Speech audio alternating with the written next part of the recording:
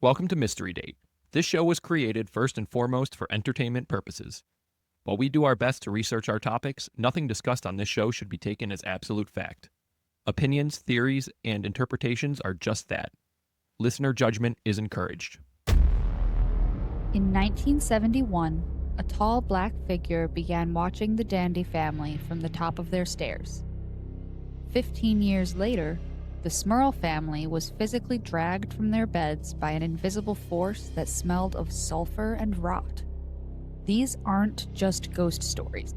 They are modern echoes of the Utukku, ancient Mesopotamian spirits that served as the cold, mechanical middle managers of a harsh universe.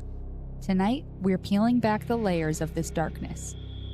From the corporate-style hierarchies of the medieval abyss to the 3 stages of infestation used by Ed and Lorraine Warren, we'll explore whether these entities are ancient fallen angels, interdisciplinary intruders, or simply a glitch in our own biology. Grab a drink and settle in. We're opening the archives on the lore of demons. I'm Christian. I'm Kate. Welcome to Mystery Date.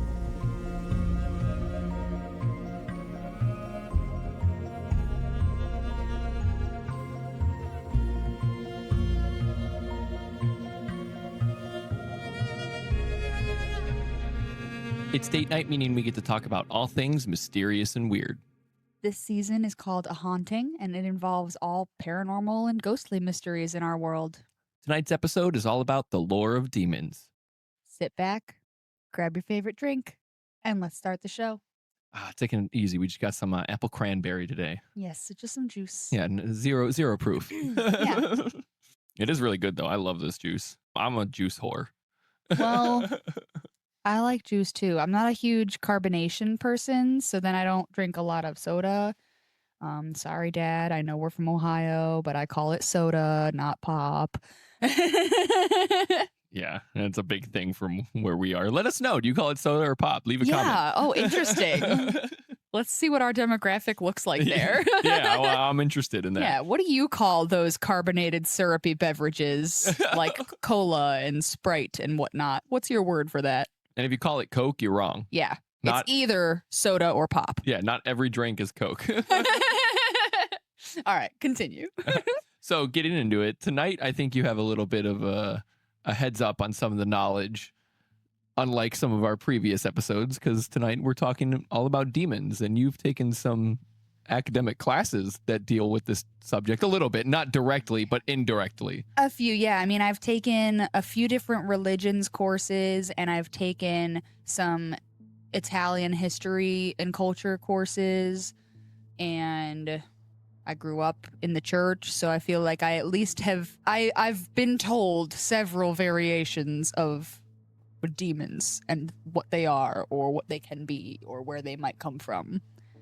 Okay, and I think a lot of that is in the Catholicism context, right? Because it's like Italian. Yeah, for the most part, that is what I've learned, mostly the Catholicism side of demonology references. A little bit with different cultures and religions, but not as much. Probably not to recall off the top of my head.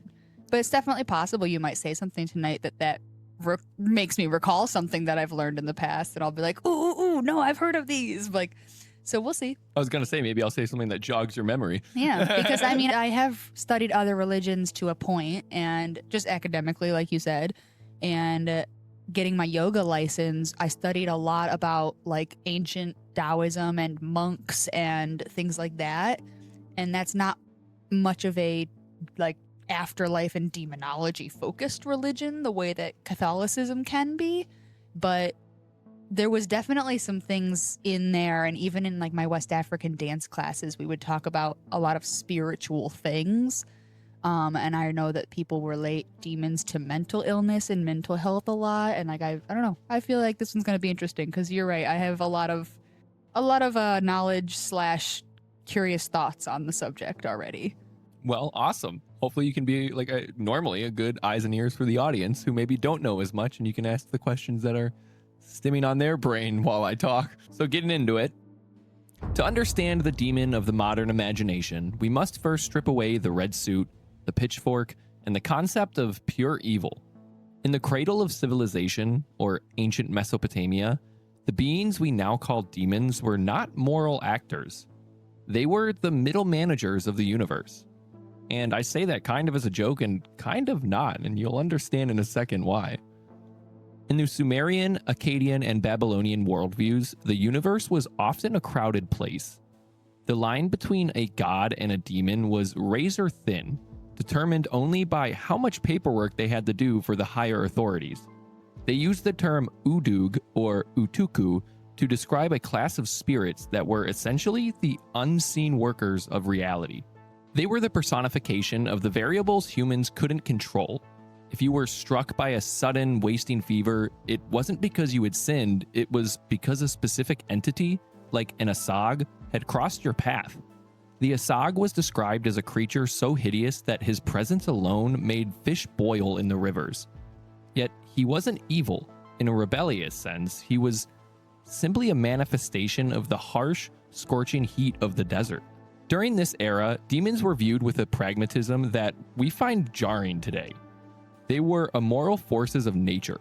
Much like a modern person doesn't call a hurricane evil but prepares for its impact, the Mesopotamians didn't judge demons, they managed them.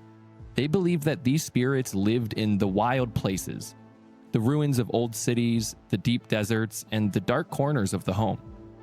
This is why we see the first instances of magical architecture. Houses were built with specific thresholds and protective figurines buried under the door frames to distract or repel these middle managers. The most famous of these figures is Pazuzu. To a modern audience, Pazuzu is the face of ultimate terror, the entity that possessed a young girl in The Exorcist, to be exact. But to the ancient Assyrians, he was a vital, if terrifying, protector. As the king of the wind demons, Pazuzu represented the dry, scorching winds from the southwest that brought locusts and famine.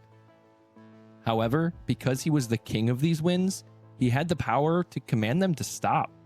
Most importantly, he was the only force strong enough to drive away the demoness Lamashtu. Lamashtu was the true nightmare of the ancient world. She was believed to creep into houses at night to steal newborns or cause miscarriages.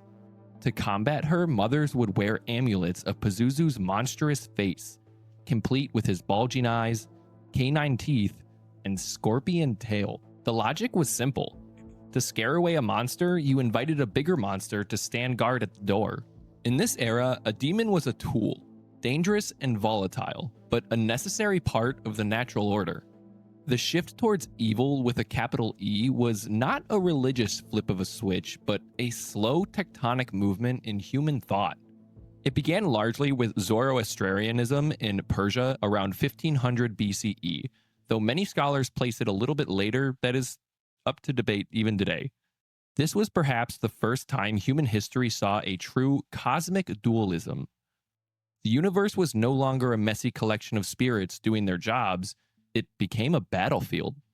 The world was split into a total war between the light, Ahura Mazda, and the dark, Ang-Mein-Yu. Under this new system, the neutral spirits of the old world were forced to pick a side. If you weren't an agent of the light, you were a deva, or a demon. This binary, the idea that the supernatural world was divided into a team of good and a team of evil, was the crucial blueprint that would eventually inform the Abrahamic traditions. It turned the daimon, a Greek term for a guiding spirit or a source of inspiration, into the demon, an enemy of the divine. We moved from a world of middle managers who were just doing their jobs to a world of rebels who were actively trying to sabotage the human soul. This transition changed the demon from a force you could negotiate with into an enemy that you had to defeat. Yeah, this is already reminding me of like ancient Egyptian beliefs in spirituality and all of the different deities and their moral spectrums that they had.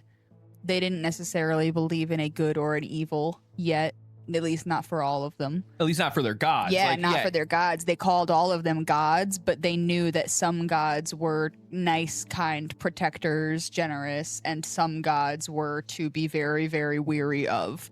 and even ancient Greek and Roman mythology have some of those same vibes. I mean, granted, a lot of it has been regurgitated so much till today that we might not know the actual origin, but I mean, think about like Hades, for example. It's like, okay, his morality is highly debated because people are like, is he evil or is he simply doing the job that needs done to keep balance of the souls in the universe? And like, whose fault is it? Is it his because he's evil, or is it Zeus because he's evil? Like, that debate about who's the good god and who's the bad god is literally still talked about in art and literature and even just like Reddit posts and stuff today. I mean, and that's from ancient Greek beliefs. So I feel like that's even right there is similar enough to these things that you're talking about. I mean, I feel like if anything, because of the advancement of civilization, you have arts and literature that advance it in this position, as well as religion. But now that you have people, you know, being relaxed enough and finally having life sorted out enough to where they're not surviving every day, and now they can start writing maybe for creative reasons, and they write about the gods and turn their tales into more or less moral translations, and that explodes into the modern translation of religion, basically for the drama. Yeah. It's all for the drama. Everything's always been for the drama. Come on now. But that is interesting that, I mean, like, yeah, basically back then they didn't see these creatures or these deities as positive or negative, but more or less they're just doing their jobs. Everybody has a job to do, and if that one commands storms and a bad storm comes by, I mean, it's not necessarily his fault. He's the one that started it, but he's also the one that stopped it. Yeah. It's a very interesting little case study. Like, who knew that looking up the history of demons would actually point you to the evolution of human morality and how it became such a binary between good and evil. I kind of figured this is where this research would end up. Yeah, I thought it'd be a little bit more religiously focused. It's funny that gets it there. Yeah, I know it, obviously. Yeah, it gets That's there. where it's at in the 70s and today, baby. But no, it is kind of interesting that it started out as like, well, no, there's demons, but that doesn't necessarily mean evil. They're just beings or energy. Like, it's just something that is. yeah, exactly. It's something that it's like we might not like what it does, but also it's not doing it to cause us harm. It's just that's what it does. That's what it does. Yeah, it's like you can't be mad at the tree for growing in an inconvenient spot. Like, it's a tree. It doesn't know what's inconvenient to you. It just needs to grow. We don't get mad at it. That's very true. That's a good analogy. We might metaphor. That's an analogy. Yeah, it's an analogy. Yeah. we might chop the tree down, but that's a whole other thing. Nah, you know, we need paper. That's when demonology becomes religious, is when we decide we need to chop these things down. To make a Bible. As we move from the ancient deserts into the cathedrals and libraries of the Middle Ages, the concept of the demon underwent a radical transformation. No longer were they seen as unpredictable forces of nature. They were now viewed as part of a highly disciplined, almost military bureaucracy.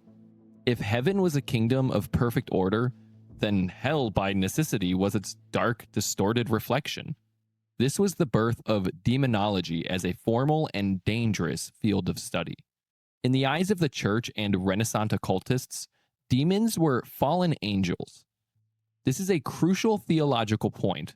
It means that despite their fall, they never lost their celestial nature. They kept their immense intelligence, their immortality, and, more importantly, their rank.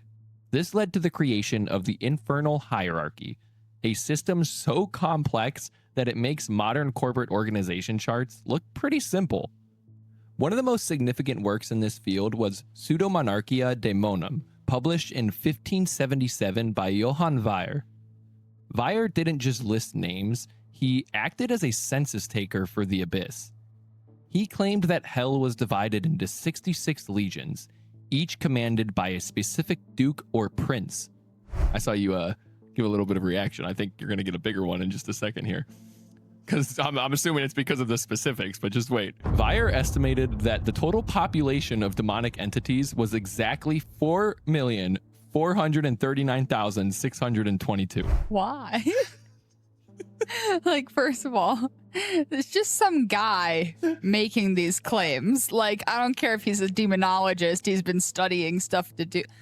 At the end of the day, pretty much everything to do with demonology or afterlife or anything like that, religion, like, it's all just faith-based. Like, that's kind of the whole point in most of it, is that you can't prove it because it's not physically here right now. It's a different world, a different plane. It's beyond or after or whatever, separate from this one.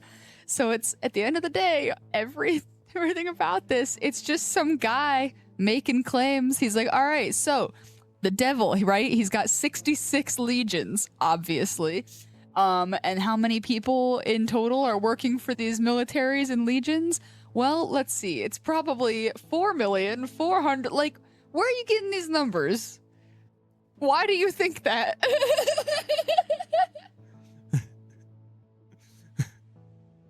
Why are they all princes? I want to give you a little bit of a background on this guy. on Johann Weyer. So, he was a Dutch physician. And not only that, but he was asked for advice on witchcraft in a case involving a fortune teller in 1548.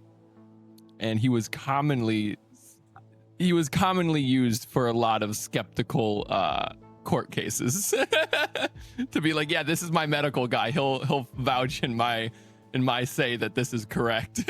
Basically the old school way of hiring a doctor to just say that what you are saying is right.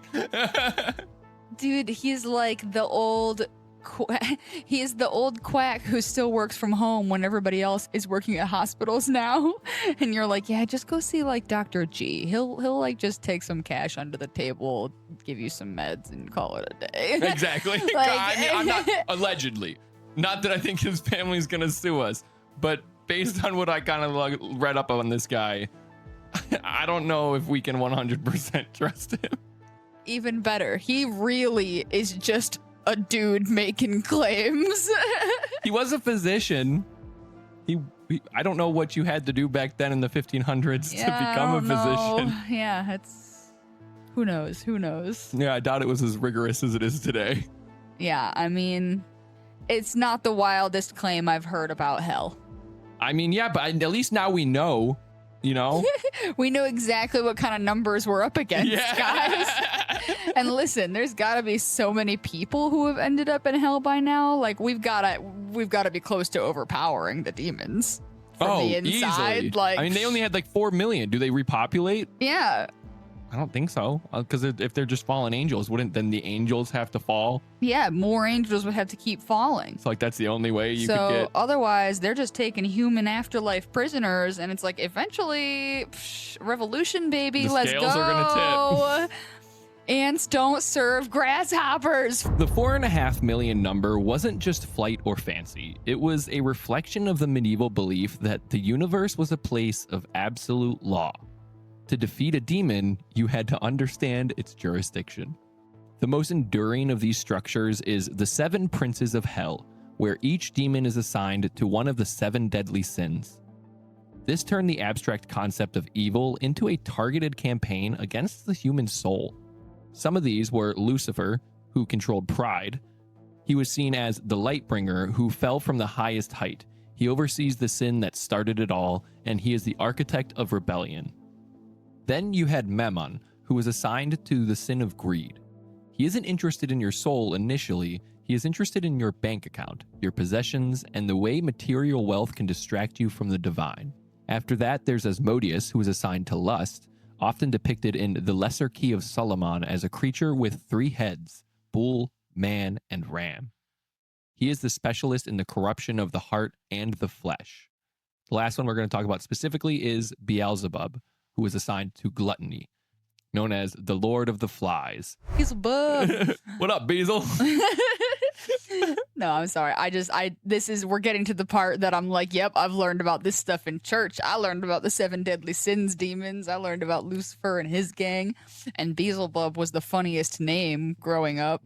That was the easiest one that we could repeat back and sounded funny. So, of course, us little youth group kids were like, Beelzebub. See, I'm sitting here and I know these names because I didn't go to church. I didn't grow up in the church. Little fun fact about me. And so I'm like, I know these all as just the devil. Like you hear all of these names interchanged. And that's for another the devil. thing. Even growing up in church, like I learned about the 7 deadly sins and that each of them has a corresponding demon.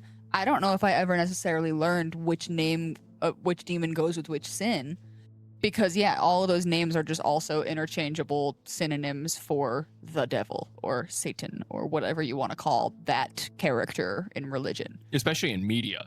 Like, I feel like media has just taken all of those names whenever they want to talk about, like, the devil and give a name to it besides just the devil. Yeah. Yeah, besides the devil and Satan, there's so many others that they're like, we'll just throw it in there. Yeah. Just give a random demon name to him. And I will say, we don't talk about it too much in here, like the satanic panic of the 70s or anything like that, because this is more or less just like the actual origin and the foundation of demons.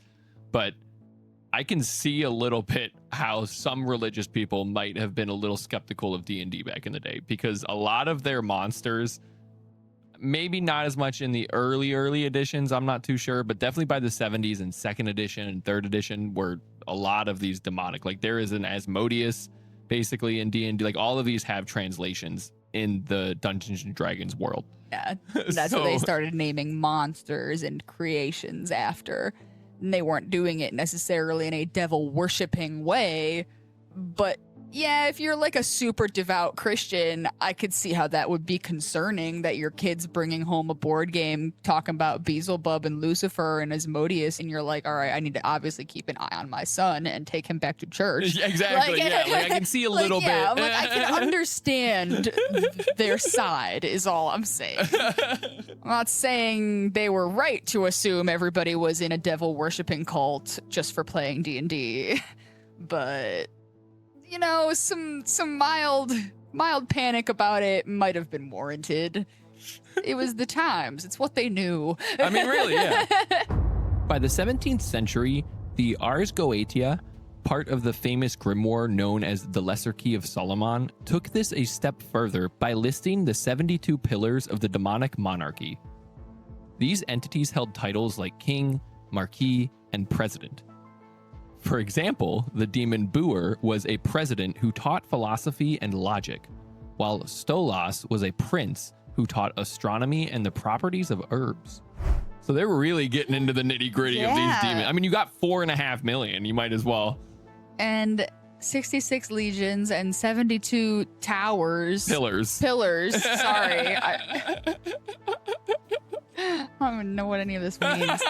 And what my biggest question so far is, why?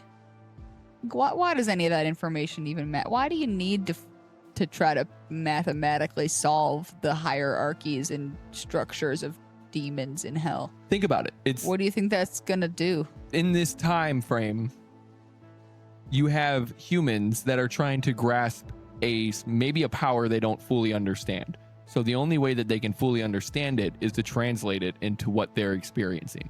That's why they have dukes, marquises, presidents. Yeah. These pillars of monarchy. It's just like anything they're familiar with, they're like, well, the devil's probably got to have that too. Because then once they understand it, they can be like, okay, well, if there's 66 legions, we need 67 legions. Like, okay, we have 4.5 million demonic entities. Where now we know where we got to get our army to. It all comes down to being scared and trying to fight it, like trying to avoid it or fight it.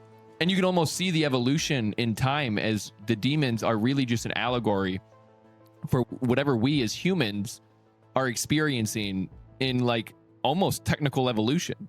Because in Mesopotamia, it was, the most technology, quote unquote, they had was the elements.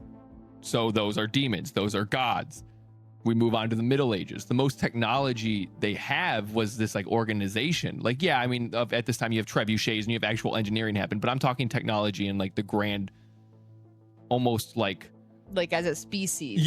Yes. Not like specifics of, microchips or whatever. But I feel like in the Middle Ages, it was this organization, this hierarchy, this bureaucracy. That is what kept everything together. Society and governments and whatnot. And so that's what the demons became. And then in today's world, we'll get into it, but almost a warning. Everything's a warning. Don't do this. Don't do that. That's a demon. These are demons. Yeah, it all just goes back to humans are scared. Yeah. Humans are scared, so they got to try to figure it out, put a little safe answer on it that helps them sleep at night. We do it all the time. Yeah.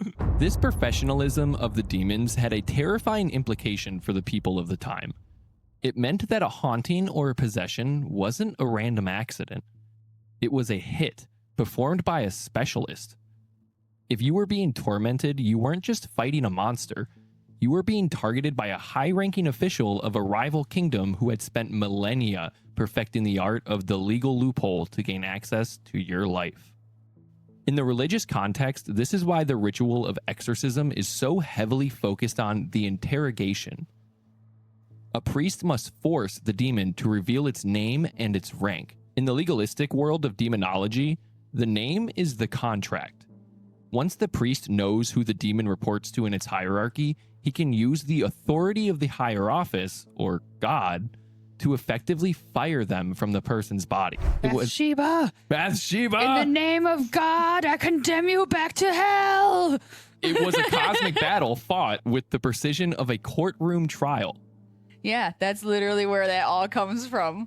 That's what I'm saying. It's literally humans taking it and making it into something we can understand to fight it. Art reflects life, reflects art, reflects life, reflects art, reflects life. Like basically, yeah, an exorcist is a court case. Yeah. And even your nonfiction and religion, it's all art, baby. Everything we ever make or create or idea up, it's all art, baby. That's just crazy to me. Like once I was researching this and put that all together, I'm like, yeah, that's true. Like that's why that's so terrifying, I think, and why the church had such a big hold on people at the time is because, a haunting isn't a random accident. They are specifically targeting you. There is a bureaucracy and logistical system that fell all the way from 4.5 million people to land on someone's desk to tell them to come to you. Like now it's a lot more personal. Yeah. That's why the church doesn't always want to get involved in the exorcisms. Well, I think too, a lot of that in modern times is because they realized some of this was a little wishy-washy and they're like, well, we can't say no. They're like, we can't backtrack now and say that the church in the past didn't know what they were talking about. So like, yes, of course we still believe in that, but a lot of you are probably just hoaxing us. Yes, so. yeah, we're not going to do it though unless it's very serious. Yeah. Unless you bring us proof of a demon, we're not going in. It's like, now hold on. It's like, you're the ones who told me you had the proof that they were out there. Come help us. Jen's kind of wild. Yeah, the church is just like, we're actually going to stay out of it. We may have lost some viewers in this episode, and I kind of figured that might be possible when I released it. But we're not trying to yuck anyone's yum. That is not what this episode is about. We are expressing our beliefs and the interpretation of what humans have created demons to be, not necessarily what your religion tells you demons are. This is again, like so much of what we do on this show, the anthropological dissection of demons and how humans have created the term. If you believe what you believe, that's perfectly fine, and please keep doing that. Oh yeah, I don't care. You believe whatever you want to believe, especially if it helps you to sleep better at night, feel like you have life figured out a little better, you have more peace. Good. Do no harm. And that's really the only rule I got. Don't be a dick. That's a good second rule. Yeah, like that's about it. When we look at modern paranormal investigation, specifically the work of Ed and Lorraine Warren, we see ancient theological concepts translated into a practical, almost clinical playbook. The Warrens didn't just believe in demons as abstract concepts. They believed they were tangible, predatory intelligences that followed a calculated 3-stage process to harvest a human soul.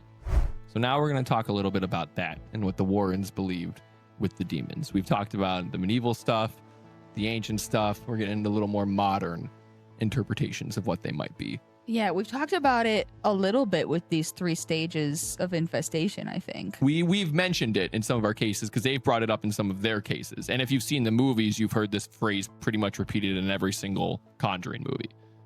So let's talk about stage 1, infestation. This is the hook. It begins with subtle, seemingly random anomalies, such as in the Hinsdale house, this manifested as the Dandy family hearing footsteps in empty hallways and finding kitchen cabinets standing wide open in the morning. The goal of infestation is to gain the victim's attention and, more importantly, their fear. The Warrens argued that by acknowledging the presence, by asking who's there, or trying to communicate via Ouija board, the human effectively grants the entity a foothold. And from there, you move on to stage 2, or oppression. Once the entity is invited in, it begins the process of breaking the victim down. This is the stage where the activity becomes violent and personal. We see this most clearly in the Smurl family haunting, a case the Warrens considered one of the most intense of their careers. The Smurls reported being physically assaulted, pushed downstairs, and pinned to their beds by an invisible weight. But the true danger of oppression is psychological. The entity targets the weak link in the family, inducing deep depression, extreme fatigue, and social isolation. By stripping away a person's mental fortitude, the entity prepares the shell of a human body for the final act, which leads us to stage 3, or possession. This is the ultimate goal. The human will has been so thoroughly crushed that the entity can push the soul aside and take control of the physical body. In the Warrens' view, possession is rarely the end. It is a means for the demon to cause further chaos and blasphemy in the physical world. But who were these entities? According to the Warrens, they weren't just fighting generic evil. They often claimed to be facing specific ancient adversaries. In the Hinsdale house, the Warrens identified a tall black figure that paced the upstairs hallway. They believed this entity was an inhuman spirit, a demon that had never been a human, taking advantage of a thin spot in the land. This entity didn't just want to scare the Dandies, it wanted to claim the property as a permanent portal. And in the Smurl case, the Warrens were even more specific. They believed the family was being tormented by a powerful ancient demon that Ed Warren often referred to as a behemoth-class entity.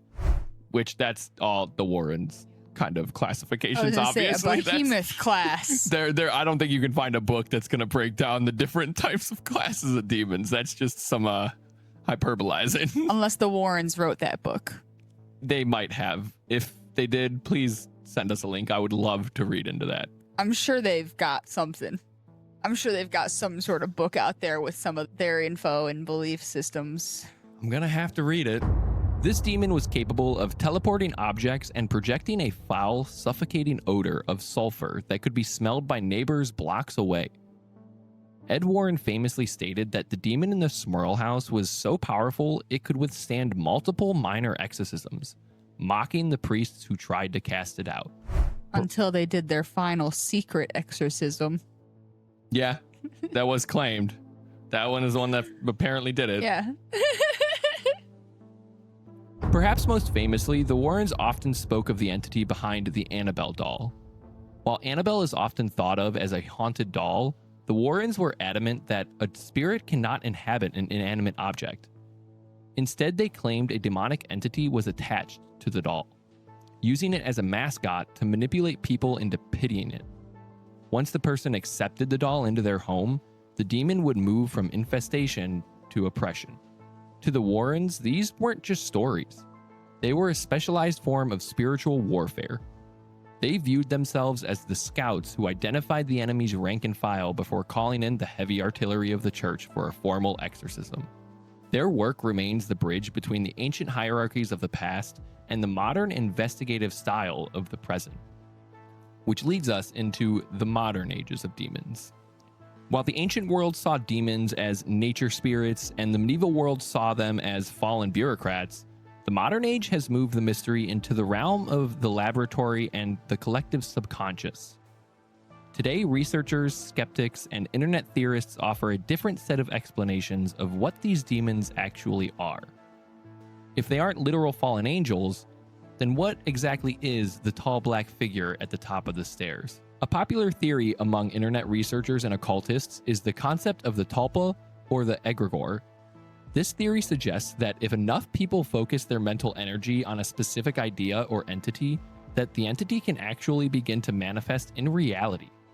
It is essentially a crowdsourced haunting. The digital age has provided a perfect laboratory for this. Take the Slenderman or the Hat Man. These entities didn't exist in ancient grimoires. We can trace the Slenderman's origin to a specific 2009 forum post. Yet, thousands of people across the globe now report genuine, terrifying encounters with him. This suggests that demons might not be ancient beings at all, but rather psychic projections, born from our shared digital folklore. If 1 million people fear the same shadow, does that shadow eventually gain a life of its own? That's what this theory is saying, and that's what a lot of internet theorists kind of think demons have been and are currently. I mean, that tracks, especially because you might not even have to take that end theory literally as a physical manifestation. Like, it doesn't necessarily mean that, like, if everyone in the world starts believing in and fearing Godzilla, that a real Godzilla is going to pop out of the ocean and terrorize Japan. But, like you said, it's almost like a psychic projection, like law of attraction type manifestation. Like, you believe something enough, you're more likely to see it. Even if it's not actually there, you think you see it anyway. And I feel like that tracks for the past as well. Like, it's just, everything can take on a life of its own, even if it's not a physical heart beating type of life. It can be personified or become larger than life in a societal way. And I think that definitely tracks in history because, I mean, you already talked about how much our evolution of belief about demons just kind of mirrored what was going on in our own society at time. So it's basically the exact same thing. I mean, yeah, they're personifying a non-existent threat, essentially. Yeah. So, and then they do that so much and so specifically and with so many people to the point where then it becomes hardcore belief and religions grow around it. So now it is suddenly real. Yeah. I mean, I think that's it. I'm here for it. The Tulpa one was an interesting one. That's why I wanted to add it. That's not something that I'd really heard of before. Besides, again, throwing in a D&D reference, there is a race or creatures of monsters in that game called like the Koatoa, that they're fish people, and that's their whole thing is they all get together, and if too many of them get together, they all start believing in a god. They'll create that god physically. That's fun. Yeah. D&D is fun. Yeah. So the next modern interpretation we're going to look at is the multidimensional theory, or the interdimensional intruder. Some modern researchers, including the late John Keel, author of The Mothman Prophecies, proposed that demons are actually ultra-terrestrials. This theory suggests that demons are not from a spiritual hell, but are inhabitants of a parallel dimension that exists alongside ours.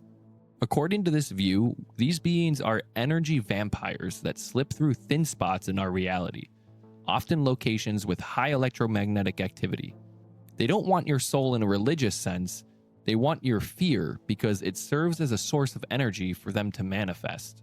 They are simply biological entities from another plane of existence whose natural form is so alien to us that our brains interpret them as the monsters of our religious traditions. So whether they are glitches in our biology, echoes in the stone, or projections of our collective internet nightmares, these modern theories show that we are still just as obsessed with the shadows as our ancestors were. We may have traded the ritual circle for a microphone and a laptop, but we are still looking into the dark, trying to give the unknown a name. Whether we view demons as the undug spirits of the desert, the fallen princes of a Catholic hierarchy, or the glitches of a tired human brain, one fact remains consistent. The lore of demons is the story of our relationship with the unknown. We name the shadows so they feel less vast.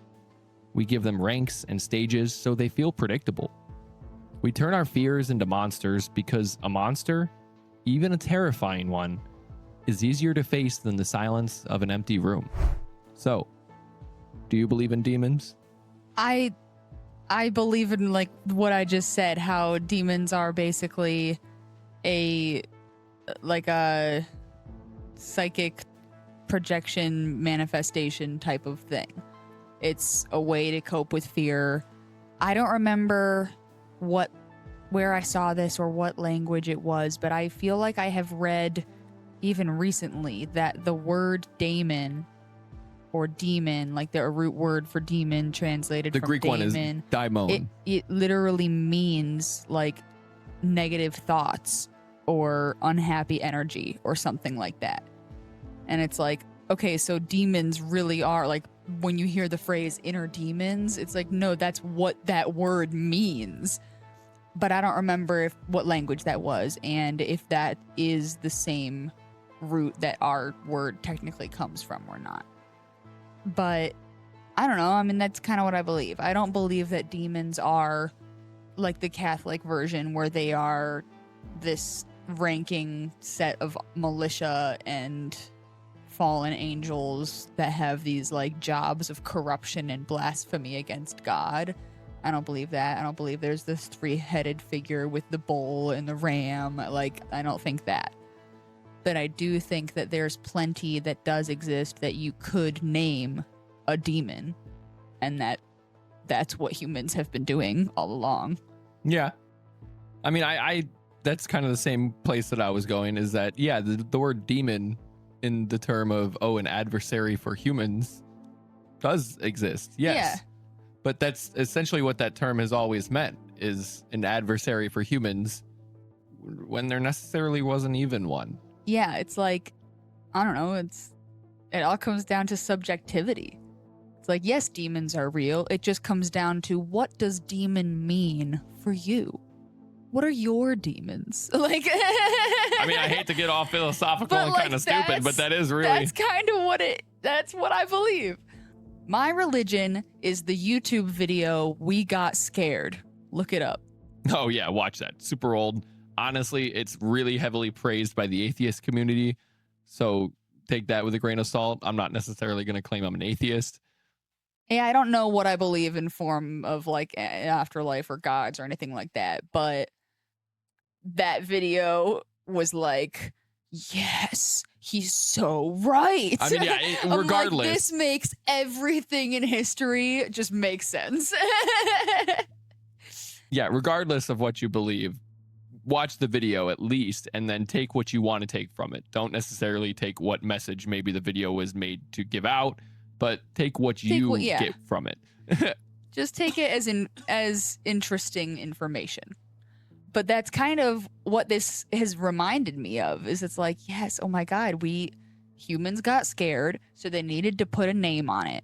And then we put a name on it, and that made it scarier. So we needed to put a hierarchy and rules within its structure so we wouldn't be scared. And then we believed that so hard, we got scared of it, so we needed to come up with a way to fight it. And it's like, it's not even real. Like, you've built up such a mountain out of this little idea. I mean, well, and that's how we got demons today. It all compounded. And again, this was a touch on the term demons and the actual history behind them. We didn't go too deep into the religious context or anything like that, because like we say all the time, that's not necessarily what the show is about. We're covering the history of demons and the word in a human context. So that's what this episode was to get across. And with that, that's the story of tonight. And now we're going to move on to Date Night Debrief, which for today, I think is kind of a fitting question. I thought this was going to be very deep, so it might take a second. Do you believe in a God? Well, I mean, I kind of just said I don't know, because I don't know.